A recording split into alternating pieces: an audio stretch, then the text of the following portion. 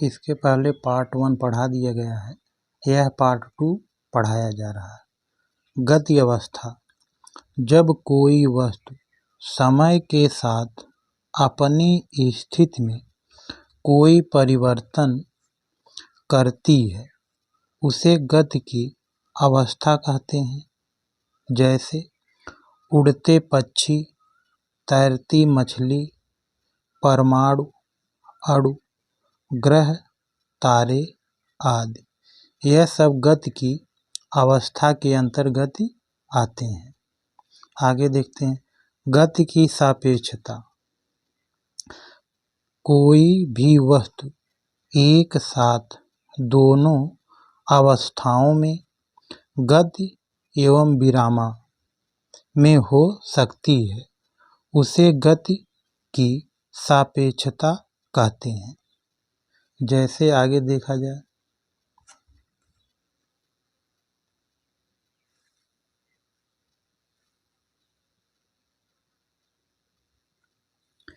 जैसे यदि आप किसी चलती हुई ट्रेन में बैठे हैं तो ट्रेन में बैठे अन्य यात्री आपके सापेक्ष विरामा अवस्था में हैं, जबकि ट्रेन के बाहर जमीन पर खड़े पेड़ पौधे खड़े किसी व्यक्ति के लिए सभी यात्री गति की अवस्था में हैं।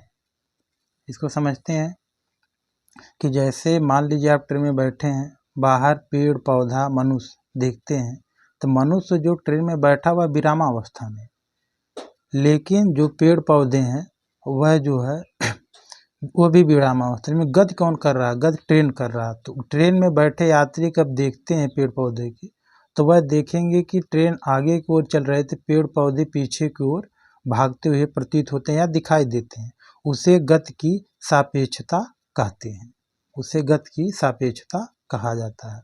आगे देखते हैं, गति के प्रकार। गति के प्रकार क्या है? गति के विभिन्न प्रकार होते हैं।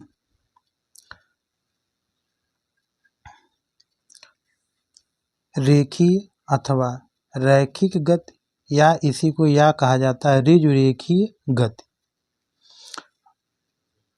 ऐसी वस्तु की गति जो एक सरल या सीधी रेखा में गति करती हो, रेखीय गति या रैखिक गति कहलाती है। जैसे कोई पिंड अगर ऊपर से गिराया जाए, पृथ्वी पर गिरेगा वो, तो वह आपका एक सीधी रेखा में गिरेगा, सरल रेखा में गिरता है, उसी को कहा जाता है रेखीय गति या रैखिक गति।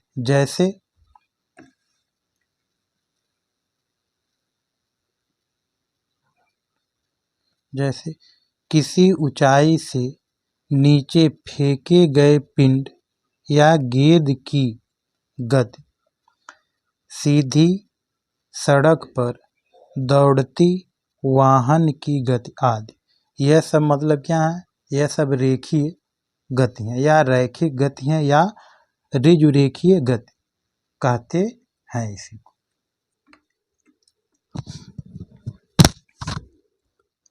एक समान वृत्तीय गति या वृत्तीय गति ऐसी वस्तु की गति जो वृत्तीय पथ पर समान समय अंतराल में समान दूरी तय करती है, एक समान वृत्तीय गति कहलाती है। माने कि किसी गोला है, सर्किल है, उस पे जो कोई कण एक समान चाल से घूमता है या चलता है, तो उसे एक समान वृत्तीय गति कही जाती है। जैसे समझेंगे, सूर्य के चारों ओर चक्कर लगाती हुई पृथ्वी की गति, माने सूर्य है, सूर्य के चारों तरफ पृथ्वी चक्कर लगाती है, तो वह जो है एक समान वृत्तीय जो है गति करती है उसी को एक समान वृत्तीय गति कही जाती है। आगे देखते हैं, अनियमित गति। यदि किसी गतिमान वस्तु की दिशा में निरंतर परिवर्तन होता रहे तो ऐसी गति अनियमित गति कहलाती है। जैसे वातावरण में गतिमान कीट पतंगों तथा तितलियों आदि की गति, कीट पतंगों की गति कहा जा रहा है। इसमें जो होता है कीट पतंगे या नियमित गति करते हैं। कभी पेड़ पर इधर फूलों पे बैठेंगे, फिर उस पे जाएंगे, फिर दूसरे फूलों पे, तो वह जो भिन्न भिन्न हो जाते हैं, उसी को क्या कहा जाता है? अनियमित गति कही जाती है।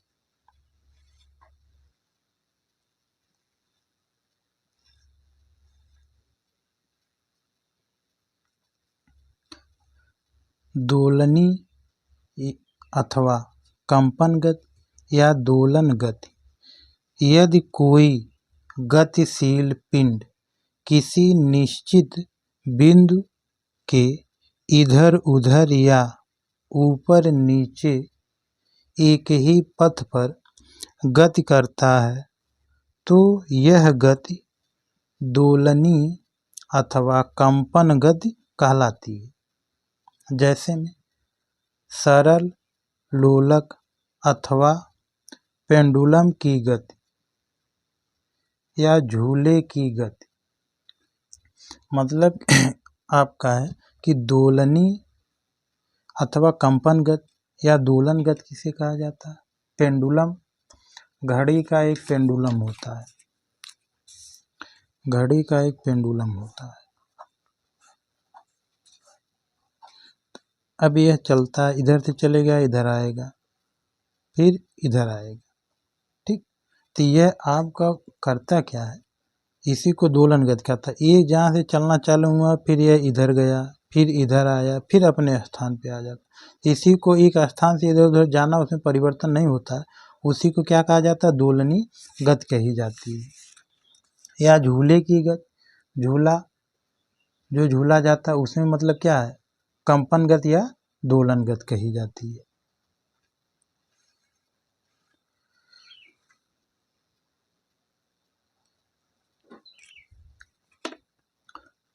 घूर्णन अथवा वक्र रेखीय गति, यदि कोई गतिमान वस्तु एक वक्र रेखा में गति करती है तो यह गति घूर्णन अथवा वक्र रेखीय गति कहलाती है। जैसे में वक्र रेखी या मोड़ पर किसी बाइक सवार की गति, घूमते लट्टू की गति आदि, यह सब क्या है? घूर्णन गति है। जो मतलब ये जहाँ घूमता रहे उसी को क्या कहा जाता है? उसी को घूर्णन गति कही जाती है।